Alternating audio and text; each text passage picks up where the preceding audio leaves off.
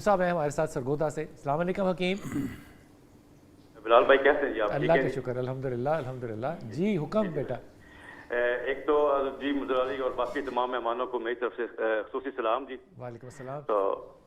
تو میرا حضرت جی عبدالقدیر اوان صاحب سے یہ ایک سوال ہے کہ جس طرح نوافل ہم پڑھتے ہیں, تلاوت کلام پاک کرتے ہیں اور اس کے علاوہ تسبیحات کرتے ہیں, ذکر لسانی کرتے ہیں, تو یہ بھی ایک سکون قلب کا ایک ذریعہ ہوتے ہیں. تو پھر صوفیاء اور خاص طور پر سلسلہ نقشبندیہ اویسیہ کے جو مشائخ ہیں, تو یہ ذکر قلبی کی طرف جو اہمیت ہے, یہ مطلب زیادہ اہمیت ذکر قلبی کی طرف دلاتے ہیں. تو اس کی ذرا وجہ جو ہے وہ ذرا بتا دیں.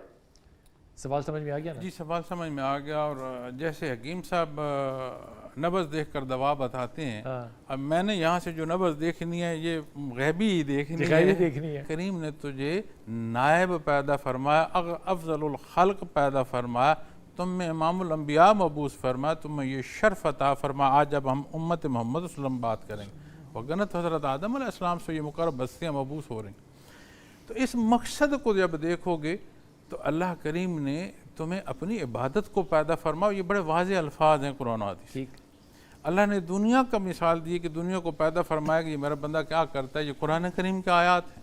اللہ نے اولاد اور مال کی مثال دی کہ یہ دنیا میں بڑی سمجھی جاتی ہیں لیکن یہ بڑی نہیں ہے, بڑا ایمانی پہلو ہے اور اخروی حیات ہے, اور دنیا بڑی کمال ہے لیکن اصل نہیں, اصل آخر. یہ ساری قرآن کریم کی آیات ہیں.